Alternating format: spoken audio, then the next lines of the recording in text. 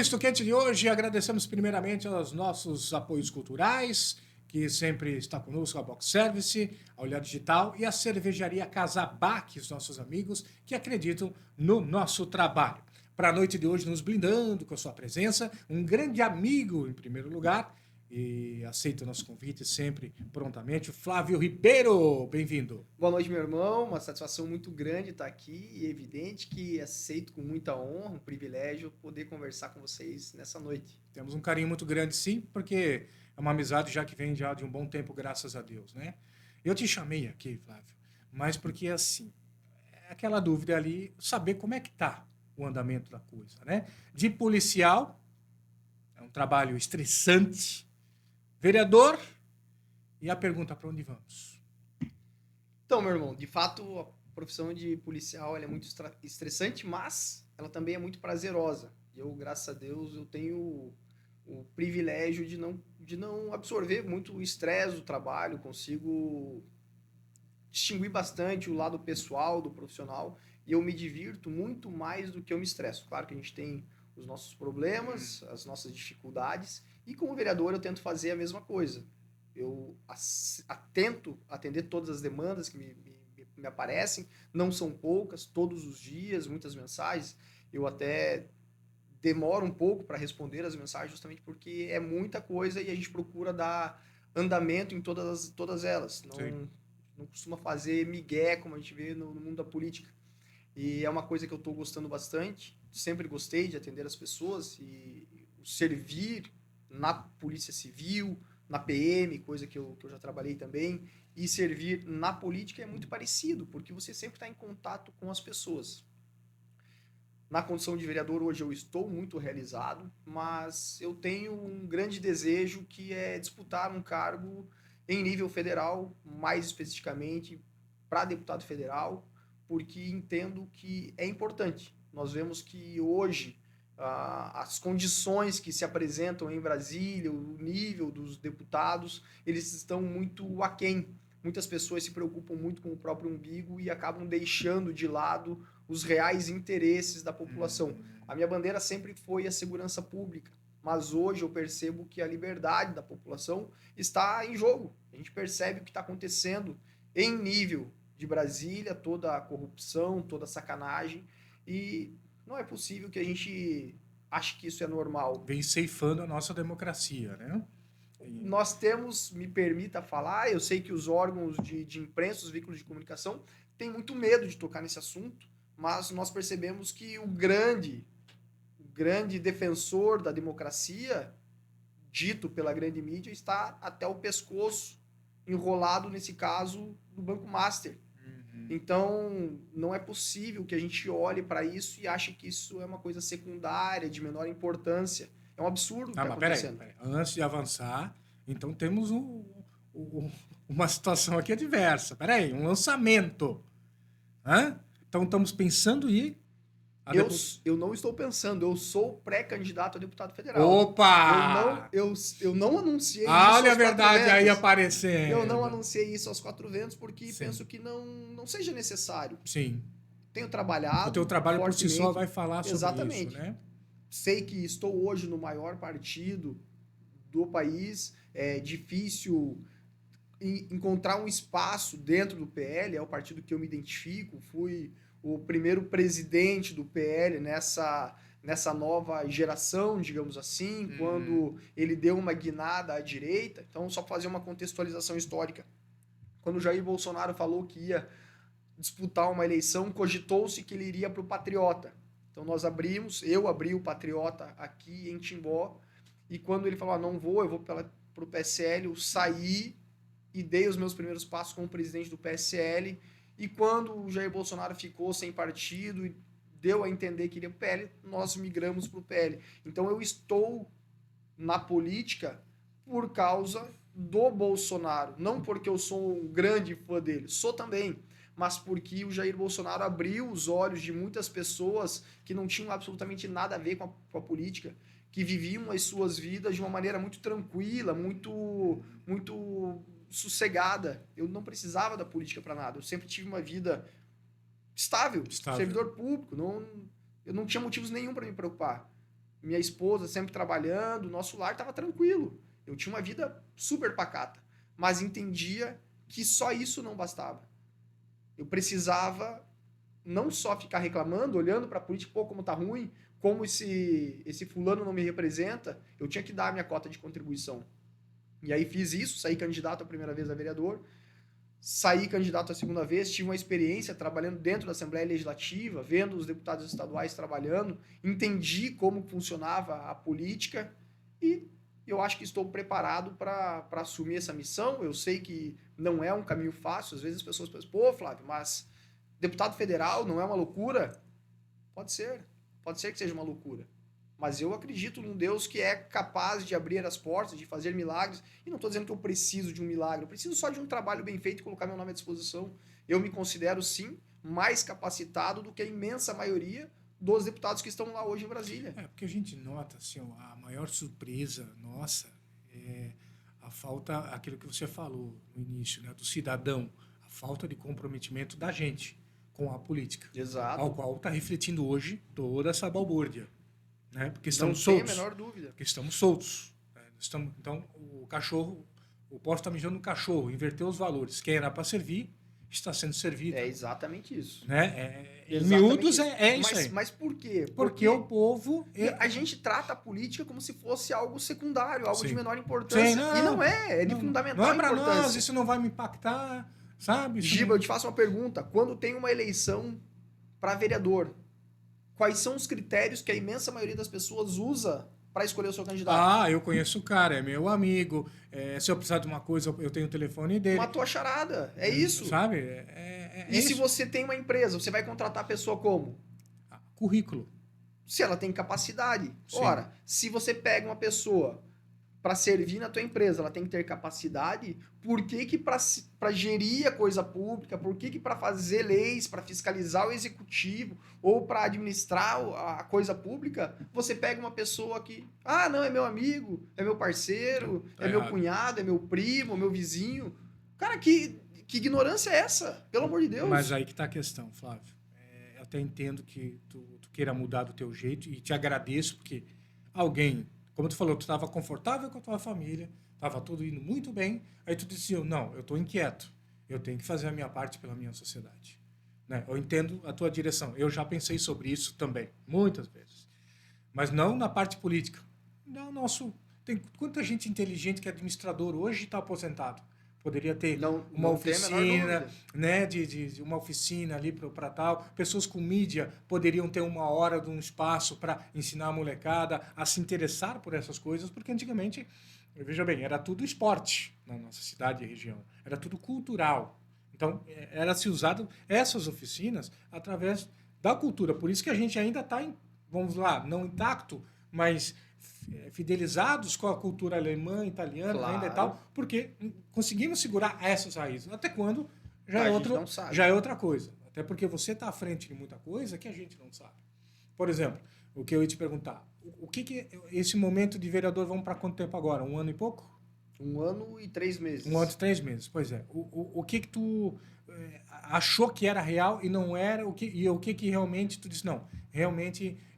E não me surpreendeu em nada. Eu já sabia que eu ia encarar isso aí. Porque tu foi para a rua, quis desenhar para a gente o que acontece, quais são as situações que embaraçam, ou o problema que pode dar, e ainda o povo, muita gente não entendeu. Giba, eu te confesso que eu tinha uma visão muito clara do que é ser vereador. Para mim não é uma novidade. O que é a novidade é a carga prática do dia a dia. Mas eu sempre soube qual era a missão e que a grande dificuldade é fazer com que as pessoas entendam. Eu sabia que o vereador tem uma limitação muito grande. Às vezes as pessoas imaginam que o vereador tem um poder que na verdade não tem. Nós não somos administradores da coisa pública, nós somos fiscalizadores. Quem executa, quem administra a coisa pública é o prefeito, é o poder executivo através dos secretários. Então, a nossa missão qual que é? Fiscalizar os atos do executivo e fazer algumas leis com uma série de restrições. Exato. Mas nós fazemos também o papel de caixa de ressonância da sociedade. Muitas pessoas vêm nos pedir coisas para melhorar o seu dia a dia. E a minha maior dificuldade é realmente absorver algumas coisas, absorver a dor das outras pessoas. Para mim isso é muito difícil, sobretudo na área da saúde, que não era a minha praia. Eu sou muito ligado à segurança pública pela minha formação, pela minha experiência profissional, mas a saúde para mim é uma novidade. E você perceber o quanto existem pessoas que dependem do serviço público, às vezes por uma coisa simples, Um remédio, exame, um remédio, e o quanto isso é moroso. Burocrático. É burocrático, é tudo muito burocrático. Na tua vida você resolve assim, deu um problema, você vai, se vira nos 30 e resolve. Mas tem muita gente que depende daquilo. Não, se depende daquilo. E o que as pessoas às vezes não entendem também é que o poder público tem os recursos limitados. E as demandas não são limitadas. As demandas são as mais diversas possíveis e são infinitas. Você pode arrumar hoje, para acabar com a fila dos exames de média e alta complexidade, são 7 milhões de reais. Você pode pegar esse dinheiro, zerar a fila, daqui 3 meses vai ter mais uma centena de pessoas, porque os problemas não acabam. Então, absorver isso é muito difícil. Você gerenciar, a gente não vende ilusões, a gente explica, a gente vai... Então, a pessoa está com um problema de saúde, eu pego essa pessoa e a gente vai até a Secretaria de Saúde, conversar com o secretário investigar, ver o que pé que para que as pessoas entendam. Mas o que o vereador não tem o poder, e eu não faria se tivesse poder, é furar fila. Porque cada vez que a gente faz isso, você beneficia um, mas está prejudicando o outro. Sim, então, são princípios que você não pode quebrar. E tem que funcionar razoavelmente bem para todo mundo. Eu acho que essa... o que eu entendo de saúde, talvez você pode me corrigir se eu esteja errado, mas no nível Brasil, a única coisa que funciona é urgência e emergência. O cara tem que estar fudido. Aí ele funciona. Agora, se tu for atrás de um diagnóstico, esse diagnóstico pode demorar muito tempo. Né? Já é uma fila que você tem que respeitar. Já é uma situação que você tem que passar barreiras. É posto de saúde, é policlínica. E aí sim você avançar um tratamento maior. Eu concordo contigo. Realmente a questão da urgência e da emergência, até tratamento de alguns tipos de doença, o câncer, ele funciona relativamente bem também. Mas, no geral, é ruim até por causa do próprio mercado. Me parece que a medicina sempre foi um mercado muito restrito. E o médico ele ganha muito mais na iniciativa privada do que no setor público. Sim. Não há como comparar. Sim. Você tem um teto para pagamento de um médico que seja especialista.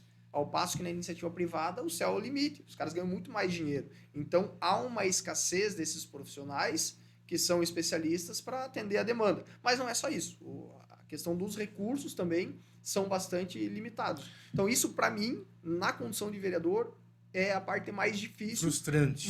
Exato. Mais frustrante, porque você tem que dizer um não ali. Você está vendo a dor da pessoa, sabe que não é mimimi, Sim. que não é uma coisa irrelevante, uma coisa importante, que de fato depende muitas vezes a vida ou morte da pessoa, e você não tem a capacidade legal ou poder aquisitivo para agir. Então... porque se a gente for longe na questão política, por exemplo, a gente vê que a nossa cultura é fraca já há muitos anos.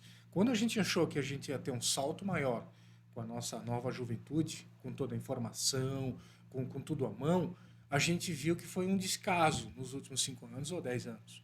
Desinformação, com toda a tecnologia que nós temos. Né? Então foi um emburrecimento.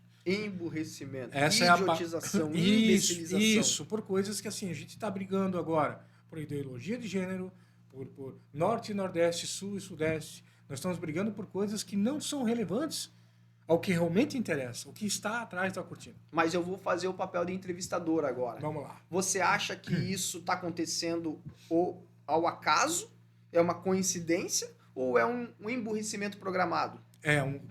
Como todo inteligente estrategista, é óbvio que é programado. Porque enquanto eu te der circo e pão e festinha no centro, eu aqui atrás estou fazendo muito mais coisa. Então, nós não vamos falar de INSS, nós não vamos falar de rombo, nada disso, enquanto eu boto a turma para brigar. Dividir e conquistar. A frase mais das antigas possíveis. É exatamente isso. O Missuquete está no ar também, graças sempre aos nossos amigos da Box Service, Olhar Digital e a cervejaria Casa Baque. Voltando na rodada lá, então. Resolver se ir para a pista, na parte de vereador. Né? Perfeito. abordagens e tudo mais.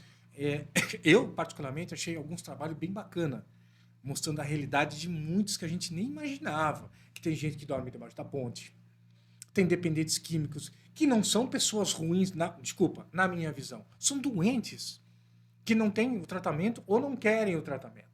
Na maioria das vezes não querem não querem o tratamento. Tem porque estão sendo sustentados pelo Bolsa Crack. Aí que esse é o detalhe. Então, é. Pô, eles estão vivendo uma vida muito confortável, Sim. entre aspas. Sim. Porque o governo dá a Bolsa Crack dele, obviamente que não é esse o nome, mas são 600, 700, 800 reais. Sim. Ele não precisa trabalhar e consegue manter o vício dele. Sim. É evidente. Então, deveria existir a internação compulsória. Então, a forma com que a coisa está desenhada é para manter essas pessoas exatamente dessa forma. Claro. Ali maquiado. Claro, que aí você consegue ter o voto de cabresto dele. Então, é evidente que isso não é por acaso. E só para fazer um parênteses, eu não fui para a pista. Eu já estava na pista. Eu estou na pista há 20 anos. Eu conheço essa realidade e esse trabalho que eu faço há 20 anos. Eu entrei na polícia em 2006. Eu simplesmente, quando eu me tornei vereador, eu entendi que eu precisava atender um princípio constitucional que se chama o princípio da transparência. Eu não queria chegar para o meu eleitor dali a 4 anos e ele perguntar, tá, mas o que tu fez durante os 4 anos? O meu compromisso era esse, mostrar o meu trabalho todos os dias para que, em eu decidindo concorrer à reeleição, você pudesse falar, cara, eu te odeio e não vou votar em você. Ah, eu gosto de você e vou votar em você. Ah, cara, eu não vou votar em você por qualquer... Mas, em hipótese nenhuma, a pessoa fala, tá, mas o que tu fez durante os 4 anos? Então, tudo que eu faço, eu torno público da maneira mais barata que existe, que é através das redes sociais. Sim. Se você gosta, se você não gosta, aí é um problema teu, não é meu. É uma questão de Simples escolha, assim. sim, claro. E eu preciso fazer um parênteses aqui. Existem muitos, mas muitos esquerdistas que me odeiam. E eles não perdem a oportunidade de vir até as minhas redes sociais e tecer as suas observações nada elogiosas.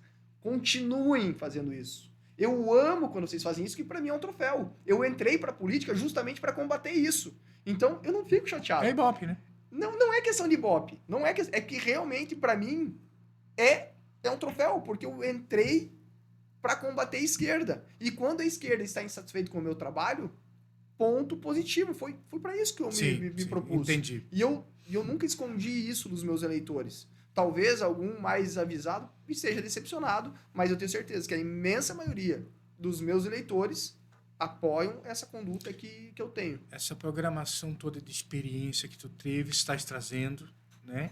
E está mostrando pra gente a realidade nua e crua, né? Que às vezes assusta alguns e outros, muitas vezes, né? Não tão surpresos. Mas com certeza deve assustar mais do que trazer ali. A deputada já parou, obviamente, né, para pensar sobre o que faria hoje, né? Nós falamos sobre, agora mesmo, o Flávio deu um exemplo sobre o que acontece nos bastidores enquanto uma situação está sendo desenvolvida, né? O que é importante para uma cidade, um show, ou não deixar o SUS cair, como fim de ano eu achei uma baita de uma jogada, porque a turma foi para a praia se divertir, todo mundo tem dinheiro em dezembro, mas em janeiro também chega. O janeiro também chega. Então, eu acho que também foi muito positivo isso. Acho que temos que... Nas nossas casas também é assim. Muitas vezes a gente tem que abrir mão de algumas coisas para ter outras. Né? Eu acho que tem meses que a gente tem que puxar a cinta para poder no outro também curtir. Eu acho que isso faz parte da nossa casa, reflete o nosso município.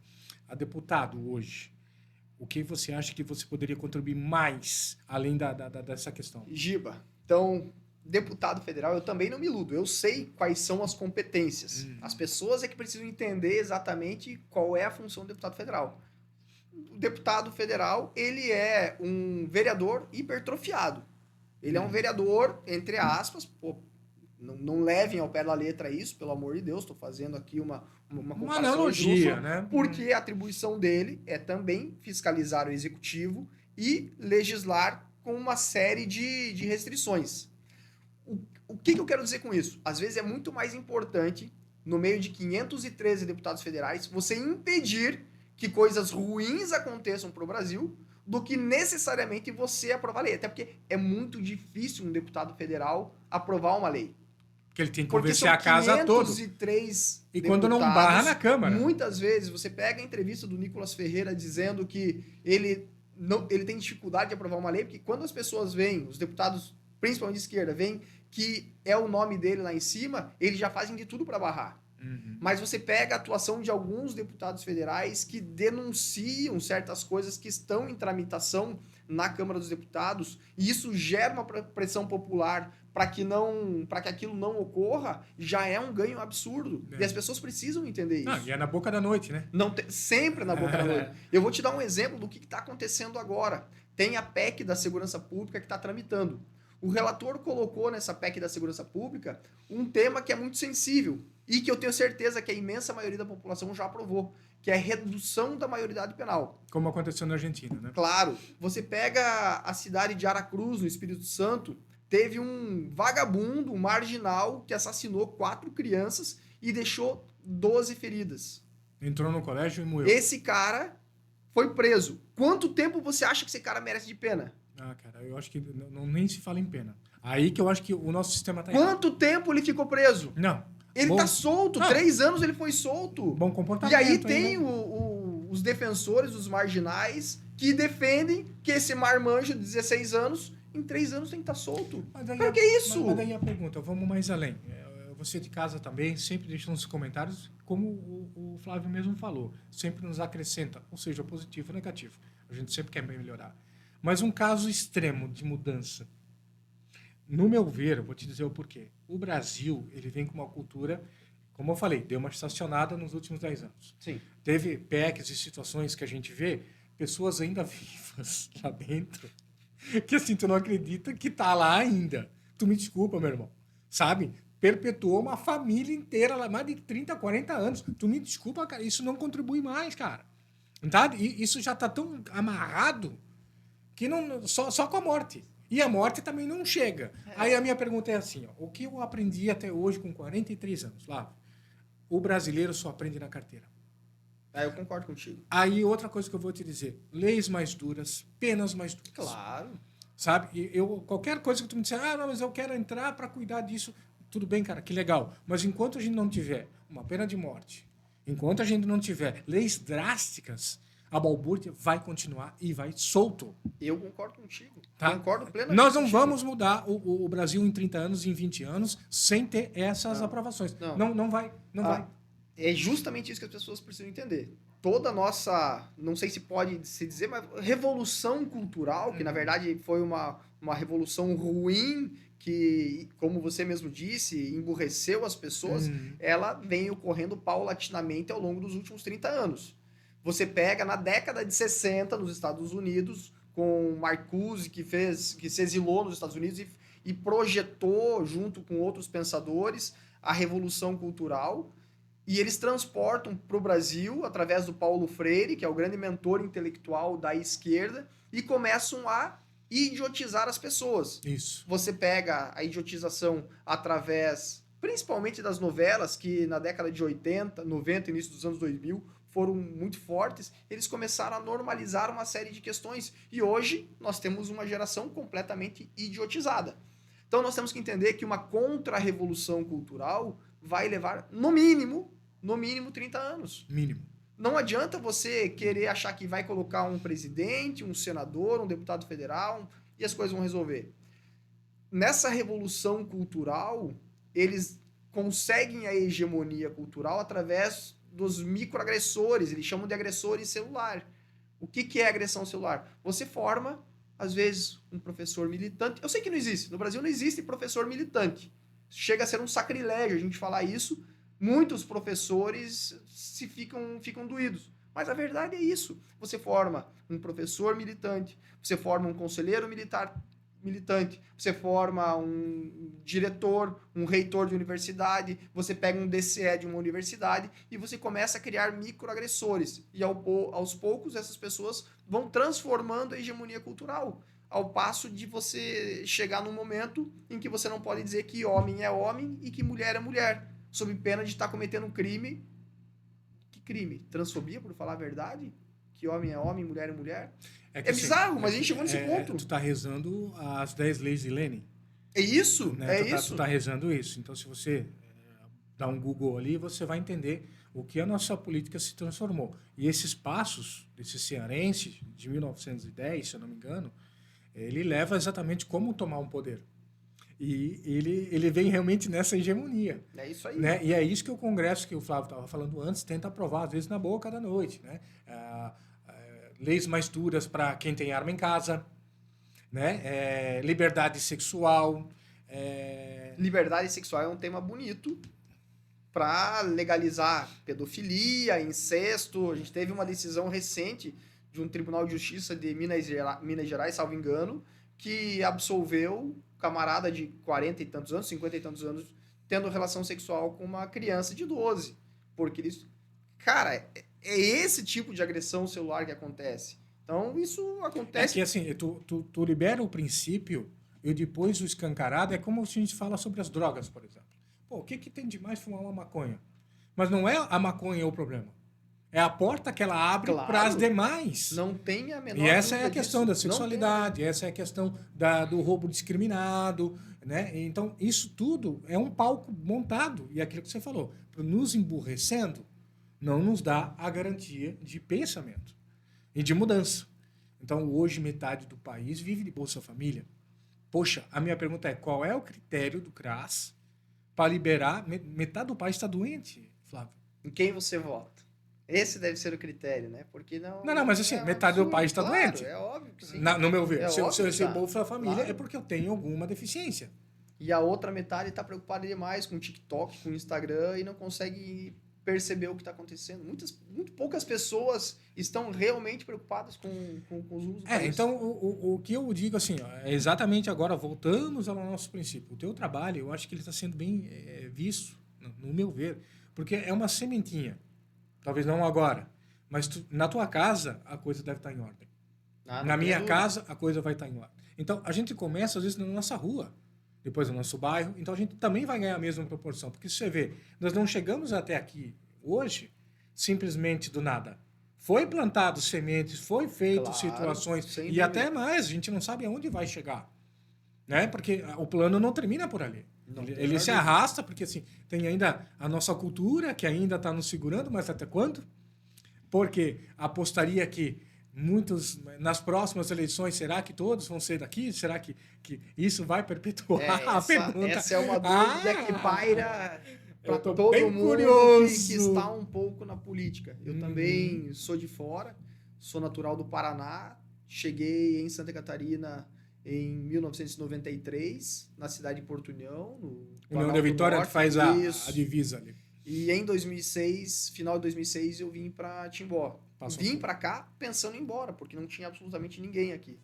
Aí em 2007 eu conheci agora a minha esposa e fui ficando. E fui me confrontando com a cultura, que era radicalmente contra. Apesar de ter vindo de uma cidade do interior de Santa Catarina, a cultura já era diferente. Sim. O Planalto Norte com a região do Médio Vale é bem diferente. Aqui a gente tem a colonização muito forte dos alemães e dos italianos. E eu lembro que a primeira vez que eu participei de um baile de rei e rainha, eu achei aquilo sensacional, cara. Porque eu nunca tinha participado. Muita cultura. Muita. E, infelizmente, a gente tem que ter não só uma preocupação com as pessoas de fora que estão vindo com uma cultura completamente diferente, mas com as nossas próprias raízes. Será que os nossos filhos estão perpetuando a nossa cultura?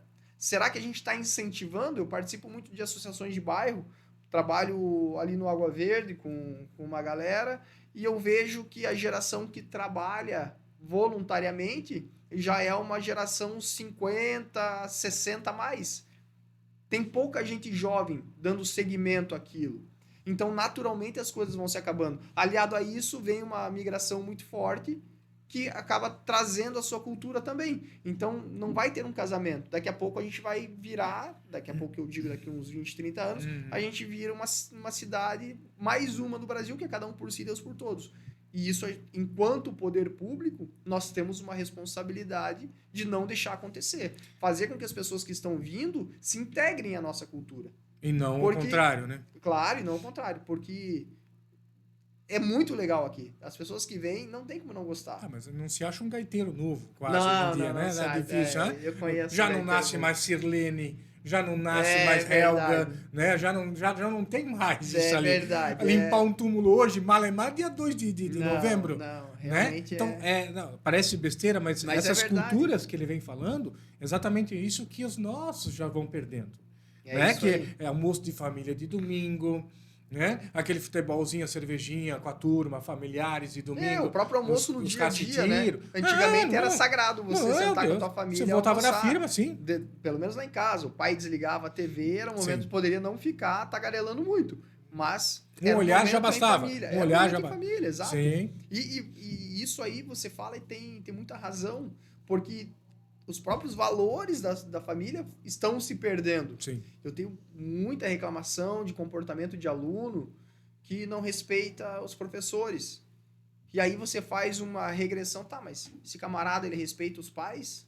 Ou melhor, ele tem pais, Sim. ou ele tem pai, ou ele tem mãe, ou ele tem... Já está no tem segundo qual- casamento, já está no terceiro. Então, Meu irmão, a questão familiar também embaralha a cabeça A ali, gente né? precisa ter responsabilidade enquanto ser humano. Cara, com todo respeito às pessoas, Claro. com todo respeito, mas precisa entender que, pô, se eu tô separado, eu não posso colocar qualquer pessoa amanhã na minha casa, tendo um filho. Sim. Eu tenho que ter responsabilidade. É óbvio que as pessoas têm o direito de viver as suas vidas, mas tem que ter um pouco de cuidado, porque hoje as relações elas estão muito líquidas. Fútil, né? Fútil, né, amigo? Fútil, né? Pô, parece que é uma camisa que você troca. Cara, casamento não é fácil. Tem uma frase que surgiu, estourou na internet, daquele ator que levou um tapa do Will Smith, que ele fala que... Sim, durante o Oscar, é isso? É né? isso. Ele fala sobre que só as crianças e os cachorros têm um amor... As mulheres, crianças e cachorros têm um amor incondicional. Quando é amada de verdade. Sim. O homem, se Quando ele não perde o traz interesse, nada... Então, assim, eu vejo que a base familiar, ela também contribuiu para essa questão política. Não tenha dúvida. Sabe? Porque teve uma romantização, inversão de valores e papéis dentro de casa. Então, ali muito se perdeu dessa nova geração ao qual nós pertencemos. Nós também pertencemos a ela, né, Flávio? Então, assim, quando o varão saiu e começou a ajudar mais a mulher, ela tomou o poder de posse e os valores se inverteram em muitas casas. Por isso a gente viu hoje a banalização da família, né?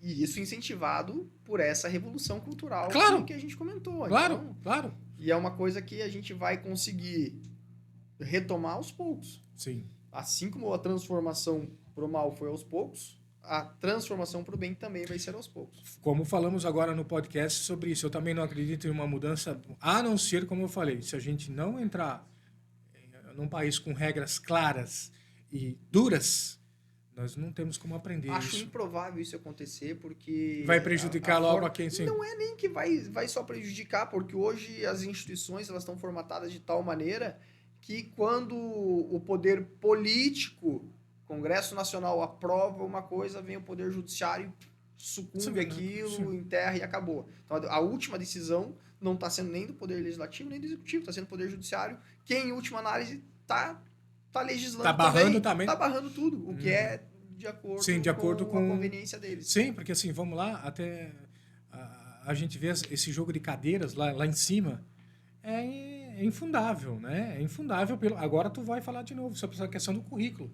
Poxa, você vai entrar numa empresa, você tem que ter a habilidade para aquele cargo, né? E as pessoas que estão hoje tomando o poder do Brasil não têm currículo para estar naquela cadeira. As pessoas que estão o quê?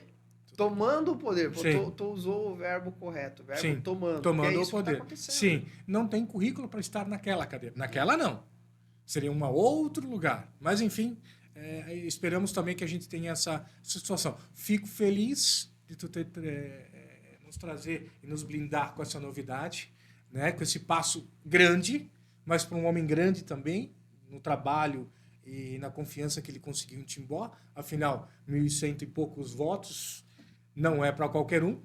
Realmente é uma honra e o que eu percebo é o seguinte, o PL hoje ele tem capacidade para eleger na nossa região, na região do Médio Vale, Timbó, Indaial, Pomerode, Blumenau, Benedito Novo, Ascurra, Doutor Pedrinho, Rio dos Cedros, nós temos capacidade para eleger um deputado estadual e um deputado federal daqui da nossa região. Da nossa região. Então, deputado estadual André Moser vai sair por Indaial, e aqui em Timbó eu tô com o meu nome à disposição para deputado federal. Eu acho que é importante. Sei que a briga não é fácil, porque são só 17 candidatos a deputado federal, e o PL é um partido muito grande, já tem vários deputados federais eleitos, então a briga interna, mas eu vou trabalhar para isso, para colocar o meu nome, e vou lançar o problema para o governador Jorginho Mello para que ele resolva.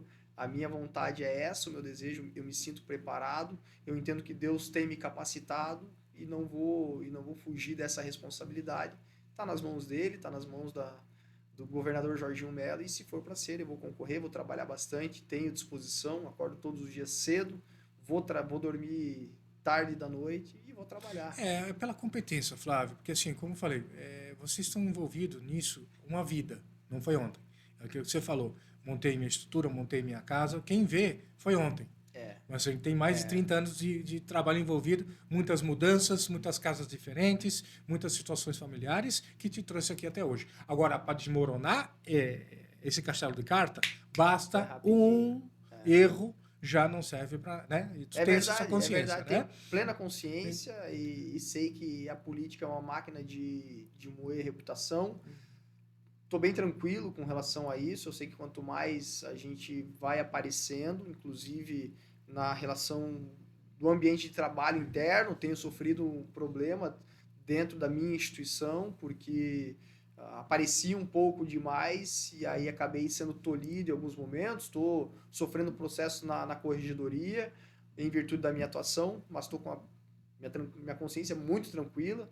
E é por isso que eu dei uma guinada um pouco na minha atuação nas redes sociais, até que a poeira deu uma baixada. Não pretendo ser um Gabriel Monteiro, nunca quis ser um youtuber, nem nada disso. Meu único compromisso é divulgar o meu trabalho. Então é isso que eu tenho feito, mas para não trazer um problema para a minha instituição, que é a instituição que eu amo, a instituição que eu honro, aquilo que eu faço desde os 21 anos de idade, eu acabei tirando um pouco o pé do acelerador. Eu espero poder retornar em breve com as atuações. Tenho feito, mas não tenho divulgado. A verdade é essa. Eu acho legal quando tu pega os jovens e assim, tenta educar. Eu acho muito legal. Porque eles veem a postura do policial diferente. Eu acho que ali tu mostra mais um companheiro, um amigo do que... um exemplo, né? Um exemplo a seguir do que... E o que eu percebo muitas vezes é que eles têm isso com uma postura que eles não encontram em casa. Sim. Um homem com valor, com referência, que não gosta de injustiça, que luta contra a injustiça. E isso, de fato, eu estou muito feliz porque tem muitos jovens que vêm nesse sentido e se espelham. Cara, para mim é uma honra quando a pessoa, pô, cara, que legal, eu curto teu vídeo, pô, você me inspira. Sim. O mesmo sentimento que eu tenho olhando um grande deputado federal como o Nicolas Ferreira, por exemplo, um jovem deputado federal, a pessoa vem e fala, pô, que legal, obrigado Deus, eu estou no caminho certo. É isso que eu peço todos os dias, quando eu acordo, quando eu começo meu trabalho, eu peço para que Deus ilumine, abençoe os meus pensamentos, as minhas palavras e as minhas atitudes. Que aonde as minhas palavras tocarem, que aonde os meus pés pisarem, que aonde as minhas mãos segurarem, que seja para edificar, que seja para levar todos esses ensinamentos que eu tenho e que aprendi com a palavra de Deus. Então, cara, eu acho que é isso. E quando as pessoas falam isso, eu entendo que estou sendo, de fato, um instrumento usado por Deus. Sei que tem muita gente que não gosta, mas eu também não tô nem aí para quem não gosta, cara. Quem acredita, sabe, sente o que eu tô falando. Cada um tem os seus dogmas, as suas essências, e a gente respeita a todos, né? Desde que não faça mal para os outros. Claro. Né? Mas o cristianismo é a religião que não faz mal para ninguém, cara. Né? O cristianismo é a religião que ensina a perdoar, é a religião que ensina a dar o outro lado da face. É a religião que ensina a pensar antes de atirar pedra. Sim. Cara, a pessoa que fala que o cristianismo faz mal, ou ela é ignorante, ou ela tem má fé, porque não faz o menor sentido. Ou ela deturpa o que está escrito na Bíblia. Não tem outro... Mas tá cheio de gente que só vai na missa para ver que roupa que você vai usar. Claro. Mas, Flávio, eu fico feliz demais de saber, então, que você está se preparando para algo maior, é meu amigo, então eu torço demais por você. Obrigado. O que eu puder fazer nesses tempos que tu precisar, a casa vai estar aberta para você. Fico muito feliz. Tá? E te desejo o melhor da vida, cara, porque se tu teve esse chamado, eu tenho certeza que tu ficou algumas noites sem dormir para tomar uma decisão como essa. Eu não tenho dúvida disso, né? Não tenha dúvida. E uma das coisas que mais preocupam o político tradicional é a falta de estrutura, é a falta de ferramentas para trabalho durante a campanha. E eu não me preocupo em absolutamente nada com isso. Eu sei que hoje existem ferramentas para se trabalhar, para você alcançar as pessoas sem necessariamente estar lá. E o legal das redes sociais, do WhatsApp, Orgânico, é justamente isso. O orgânico é muito bacana e as pessoas se sentem próximas de você, Sim. mesmo que você não esteja fisicamente próximo. Sim. Então, é importante quando você tem pessoas que estão próximas à tua ideologia, à forma de você pensar, à tua forma de enxergar o mundo, elas acabam atuando como teus parceiros. Eu lembro que na eleição para vereador, eu adesivei 40 carros e não paguei nem um centavo para isso. Todo mundo veio no amor, falava, pô, eu torço por você, eu tô te conhecendo, coisas das redes legitimidade, sociais. né? E eu espero que essas pessoas, e eu trabalho todos os dias para que essas pessoas não se decepcionem. Cada dia que eu levanto, eu tenho a responsabilidade de saber que 1.131 pessoas confiaram no meu trabalho. E algumas pessoas também que, pô, Flávio, mas você não está dando um passo muito alto. A gente não tem uma hierarquia entre os mandatos vereador. Eu preciso ser vereador, vice-prefeito, prefeito, deputado estadual. Não, meu irmão. Eu posso ser o que eu quiser, desde que as pessoas chancelem isso. Sei que pode achar que é um sonho. Cara, não é sonho. É uma necessidade. É muito mais pelo que o país precisa do que um desejo meu.